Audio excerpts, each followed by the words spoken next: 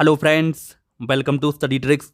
दोस्तों, इस lecture series में हम डिस्कस कर रहे हैं यूपी लेखपाल के लिए ग्राम समाज एवं विकास के 1500 प्लस इंपॉर्टेंट क्वेश्चन की सीरीज को।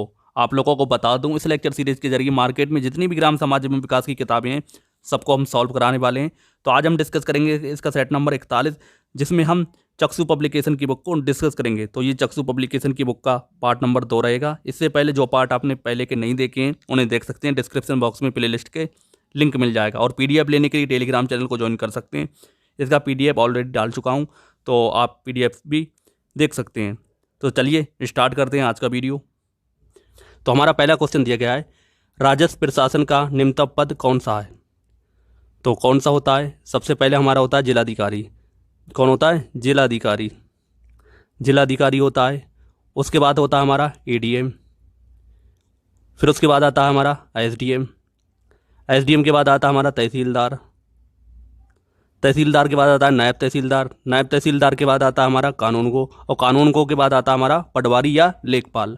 तो इसमें सबसे न्यूनतम पद कौन सा है? पटवारी, यानी कि लेखपाल का। ऑप्शन नंबर हमारा डी करेक्ट हो जाएगा। तो आप इसको ध्यान रखेंगे। अगला क्वेश्चन देखते हैं, भारतीय प्रशासन का मेरुदंड माना जाता है। फ्रेंड्स, भारतीय प्रशासन का मेरुदंड किसे मानते हैं? जिला कलेक्टर, जिसे हम क्या कहते हैं? डीसी, या इसी को डीएम भी कहते हैं। ऑप्शन नंबर हमारा सी करेक्ट हो जाएगा। चलिए अगला क्वेश्चन देखते हैं, भारत में जिला प्रशासन पुस्तक के लेखक कौन है? दोस्तों, भारत में जिला प्रशासन पुस्तक के लेखक कौन है? एच के गोयल। ऑप्शन नंबर हमारा ए करेक्ट हो जाएगा। फ्रेंड्स, आपके सामने ऑप्शन सी में बलवंत राय मेहता दिया गया है। तो इन्होंने गाँवों के विकास के लिए त्रिस्तरीय, कौन सी? त्रिस्तरीय समिति की सिफारिश की थी। और अशोक मेहता ने कौन सी की थी? द्विस्तरीय। तो इसे लेकर भी एग्जाम में क्वेश्चन पूछते हैं, तो आप इसको ध्यान रखेंगे। अगला क्वेश्चन देखते हैं, जिला स्तर पर मुख्य चुनाव अधिकारी के रूप में जिलाधीश क्या कहलाता है? फ्रेंड्स, जिला स्तर पर मुख्य चुनाव अधिकारी के रूप में जिलाधीश क्या कहलाता है? Returning officer. क्या कहलाता है? Returning officer. ऑप्शन नंबर हमारा बी करेक्ट हो जाएगा। अगला क्वेश्चन देखते हैं, शांति भंग, कर्फ्यू धारा 144 आदि से सार्वजनिक संबंधित होता है। तो किससे संबंधित होता है? आपको ध्यान रखना है, जिला प्रशासन से। ऑप्शन नंबर हमारा बी करेक्ट हो जाएगा। अगला क्वेश्चन देखते हैं, राज्य और जिले के बीच समन्वयक होता है। दोस्तों, राज्य और जिले के बीच समन्वयक कौन होता है? जिलाधीश। आपको ध्यान रखना है, कौन होता है? जिलाधीश। ऑप्शन नंबर सी करेक्ट हो जाएगा। अगला क्वेश्चन देखते हैं, ग्राम विकास विभाग की स्थापना हुई। फ्रेंड्स, ग्राम विकास विभाग की स्थापना कब हुई थी? 1974 में। ऑप्शन नंबर हमारा ए करेक्ट हो जाएगा, 1974। अगला क्वेश्चन देखते हैं, निम्न में से किसको लोकतंत्र की पाठशाला कहा जाता है? दोस्तों, लोकतंत्र की पाठशाला किसे कहते हैं? स्थानीय स्वायत्त शासन संस्थाओं को। इसमें ऑप्शन नंबर हमारा सी करेक्ट हो जाएगा। इसको आप ध्यान रखेंगे। चलिए अगला क्वेश्चन देखते हैं, निम्नलिखित में से किसे चकबंदी के अधीन नहीं किया जा सकता है? तो किसे नहीं किया जा सकता है? स्थायी चारागाह, जहाँ पर जानवर चरते हैं, बाग, शमशान और कब्रिस्तान। तो तीनों को ही चकबंदी के अधीन नहीं लिया जा सकता है। तो इसमें ऑप्शन नंबर हमारा डी करेक्ट हो जाएगा। तो आपको ध्यान रखना है। फ्रेंड्स, जो चकबंदी आयोग बना कब बना था? 1953 में। और पहली चकबंदी कब हुई थी? 1954 में। तो आप ये भी ध्यान रखेंगे, चकबंदी अधिनियम 1953 में आया और पहली चकबंदी 1954 में हुई। ऑप्शन डी करेक्ट हो जाएगा। अगला क्वेश्चन देखते हैं, जिला विभाजित होता है।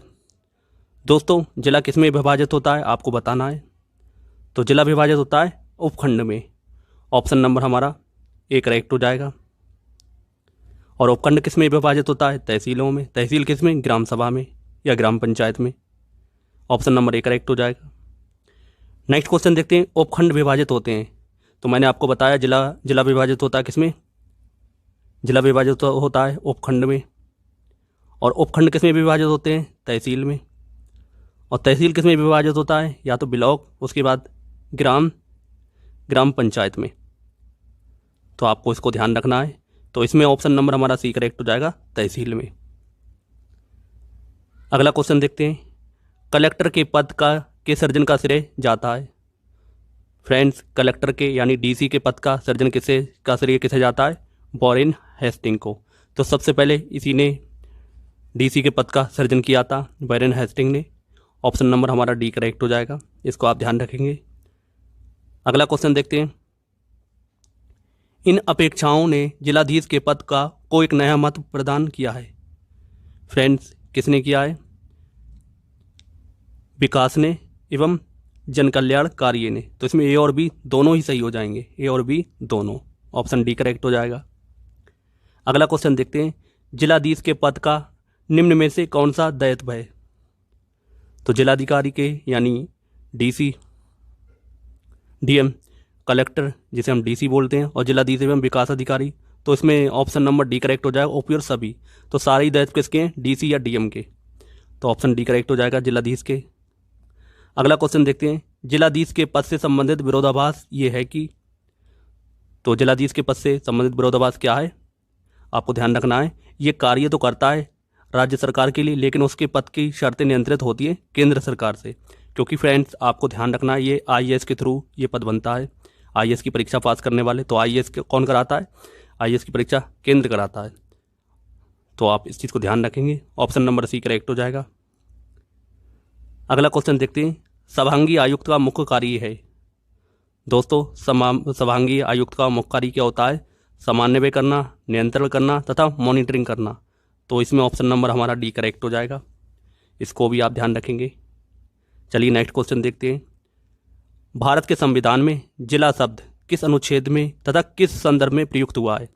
तो आपको बताना है भारत के संविधान में जिला शब्द किस अनुच्छेद में और किस तरह से प्रयुक्त हुआ है।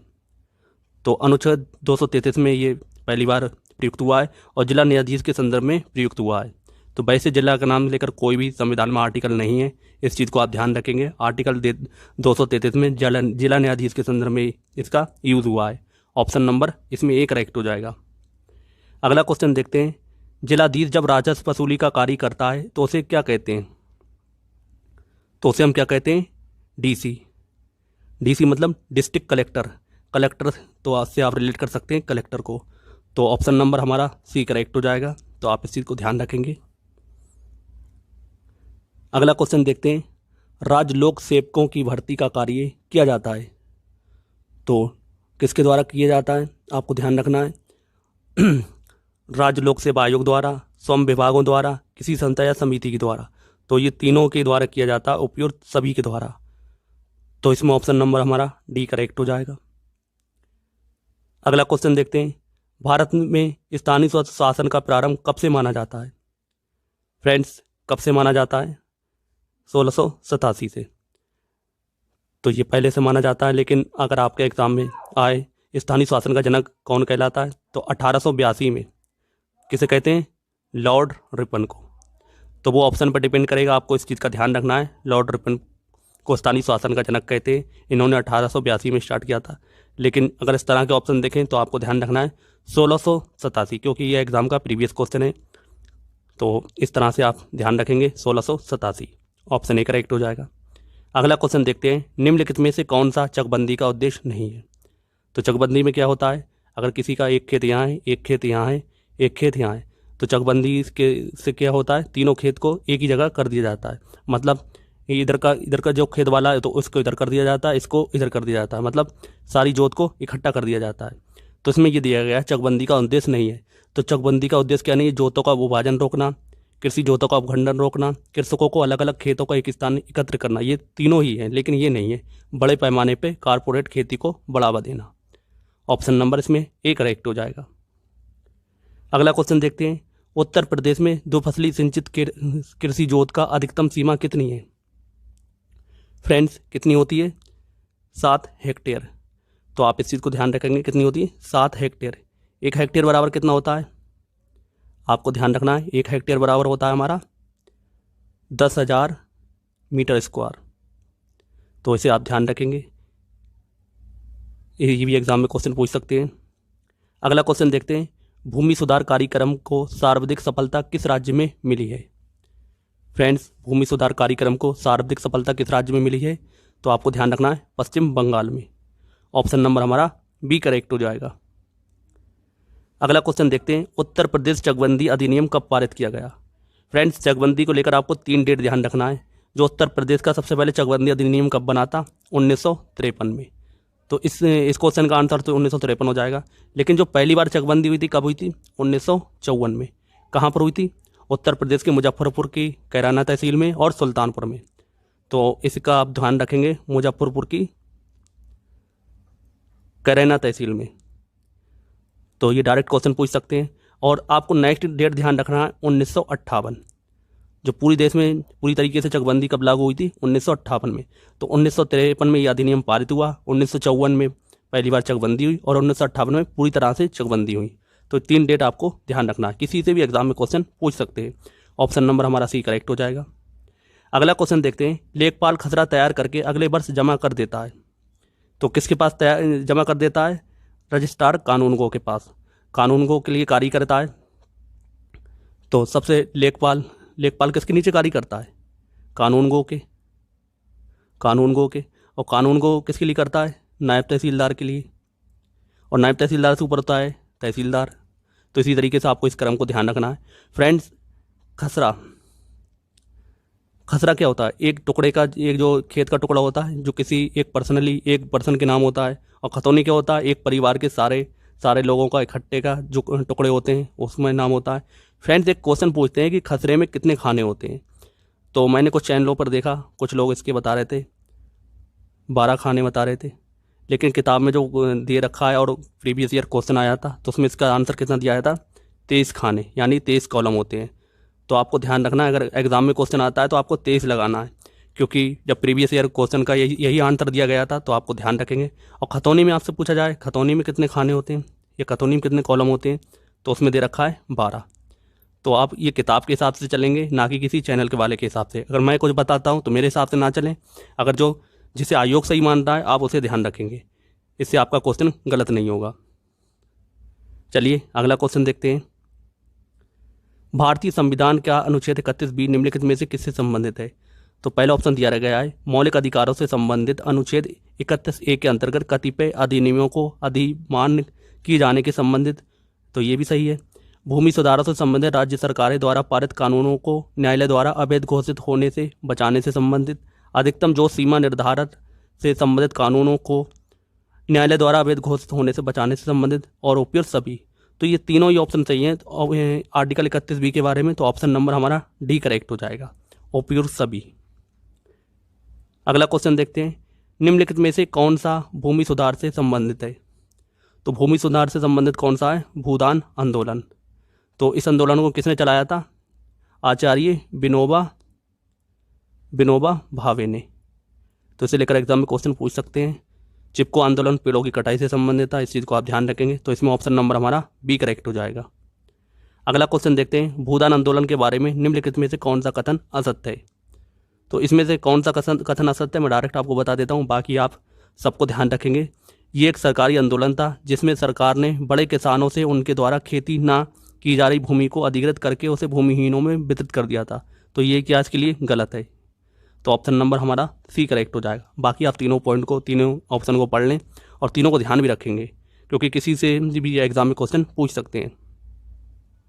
अगला क्वेश्चन है हमारा, निम्नलिखित में से कौन सा संविधान संशोधन से भारत में भूमि सुधारों का मार्ग प्रशस्त हुआ?